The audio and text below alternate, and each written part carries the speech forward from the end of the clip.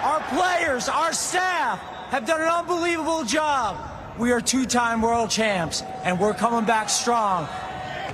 Go Birds!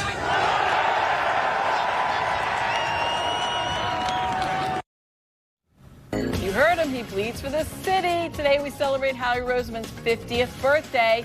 Eagles sending out this tweet to mark the occasion with the general manager atop the podium holding his second Lombardi trophy. And with that, we welcome you here to Birds Huddle, presented by Toyota, the official automotive partner of the NFL, alongside Dave Zangaro. I am Amy Fadul. And what'd you get Howie for his birthday, Dave? I didn't get it for him yet, but I'm thinking maybe a helmet, so the next time he's got a parade down Broad Street, he can protect the dome a little bit better. Yeah, he took one right off the front. But listen, he does bleed for the city. What a line, too. I'll give him credit for that. Great, Not great bad. line. Perfect timing. Let's check out our three-point stance. It's presented by Roseman. Has decades of dominance left. So Dave got the job back, winter of 2010. It seems like it wasn't that long ago, but then when you think about it, it's a while ago. He was just 34 years of age. Now he's 50, seemingly has plenty more ahead of him.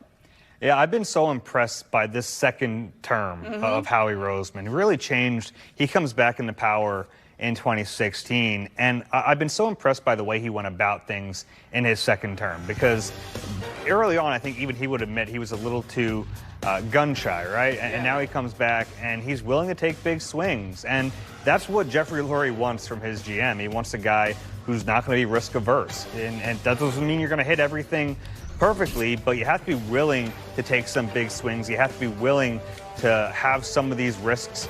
You weigh the risk reward. You're not going to be perfect, but that's really been, to me, the thing that separated Howie since 2016. And you think back to like him undoing a lot of what Chip Kelly did in the 2015 season, him being aggressive to go after Carson Wentz, which even like that didn't maybe work out long term, but the foresight to just go for it and say, no, like we need a quarterback and I'm going to try to figure out how to do this.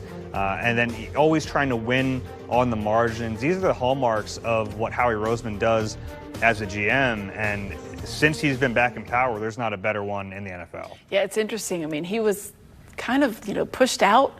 His office wasn't even in the NovaCare complex, and he comes back with a vengeance, multiple Super Bowls at this point. So how much longer do you think he stays in this game? As long as he wants. Yeah. I mean, it's his job. And the beautiful thing about a general manager in this type of situation is that he's never going to get risk averse, right? Like, he's not going to worry about, you see so many general managers playing year to year, right? They're trying to just save their jobs. When you have some staying power, when you've built up enough equity, you can take some of those risks. And that's exactly the situation that Jeffrey Lurie wants. And it's what's allowed them to benefit, because Howie's not worried about just 2025. He's worried about 2025 and 26 and 27 and 28. He's doing things that general managers around the league should be doing, but they're not, because they're worried about saving their jobs. And he doesn't have to worry about that, and he shouldn't. That's true. The second stance is about Nolan Smith making a massive leap this season. So we know the Eagles as a team took a huge jump after that bye week. So did Nolan Smith. From week 6 on, he had 10.5 sacks,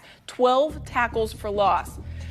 What are the chances, that he can be a double-digit sack guy this season? Yeah, I mean, I think he already proved that he can be, because we're talking about the 16 games basically after the bye week. Early on in the season, there were questions. Right. I mean, because his rookie season, disappointing from a production standpoint, and then through the first month of the season, doesn't have a sack, doesn't have a quarterback hit.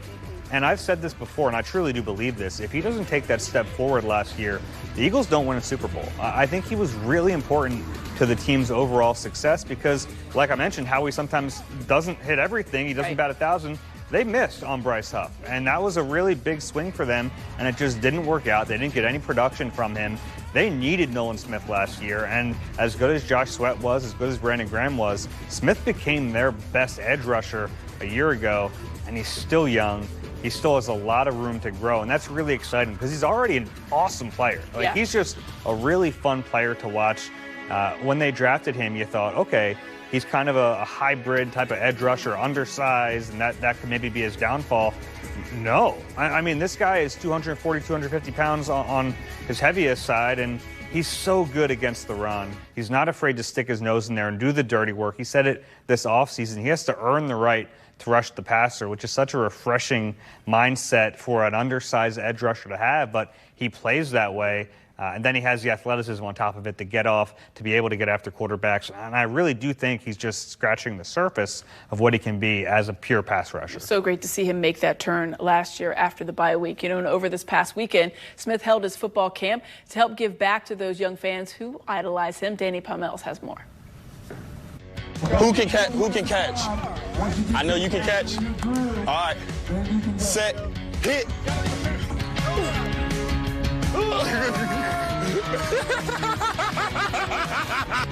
Yesterday, Smith, alongside True Edge Sports, hosted a youth football camp in Downingtown. The Super Bowl champion brought the energy and the fun, providing a personal experience for each camper.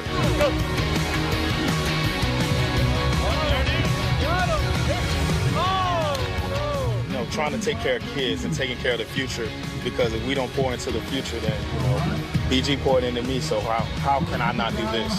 Brandon Graham's message to the younger players in the Eagles locker room is paying off in a huge way. Smith, a prime example of that. And with BG now retired, Smith is ready to take on that leadership role in the locker room, but with his own style. I can't replace BG in what he does, and I can only try my best to, see how he did it and what he does, and also bring my own flavor to it, because, I'm always going to be a juice guy, and I always talk to my guys and tell them, meet me at the ball and stuff like that. That gets guys going. The Birds got a good one in Nolan Smith, both on and off the field, bringing the juice not only on the gridiron, but to the local community as well. Come on, tush push. Tush push, guys. Tush push. We down on the one. We down on the one.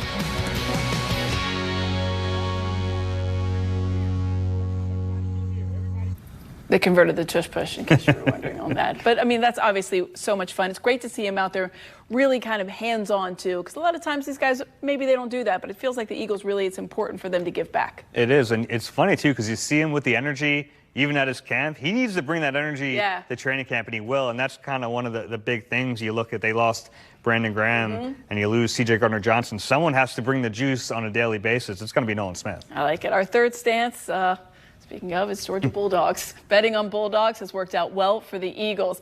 They used first-rounders on Smith, Jordan Davis, Jalen Carter. They also drafted Nakobe Dean, Keely Ringo, Smile Munden, and then they brought in Aziz Ojulari, Lewis Seen. Have they reached the maximum dogs allowed per roster? Probably, but then again, Howie might try to go full 11 on defense. True, right? It's pretty amazing, and not all of them are superstars, but, man, to have Jalen Carter, Jordan Davis, and Nolan Smith up front, and then have Nakobe Dean playing behind them, that is where it actually does matter, I think, that these guys have played together so long, because normally when you get players together at the NFL level, they have to kind of learn the nuances of just how a guy's going to rush and how they might play games up front. They already had this base level of knowledge with how to play with each other, and I think that really does show up on the field. That's fun to watch. How much more comfortable do you think these guys are when they roll in and they just have that comfortability automatically because of that? Yeah, it helps. I think it helps when you're a rookie, too. Yeah. Like, you're trying to learn a new city, a new level in your football career, and to go through it with guys who you won a national championship, or in some cases two, it does help a little bit. It's pretty impressive. Let's check out the playbook presented by Supercuts. When we come back, our top 25 Eagles list cracks the top 20 with defensive tackle Moro Ojomo. Can he fill the void left behind by Milton Williams? Plus 32 teams in 32 days focuses on the Raiders. Can our old pal Chip Kelly help turn that offense around? And the year of Jalen Hurts continues as he is now a published author. Details on that. This is Birds Huddle, presented by Toyota, the official automotive partner of the NFL. Birds Huddle, presented by Toyota, proud partner of the Philadelphia Eagles and official automotive partner of the NFL.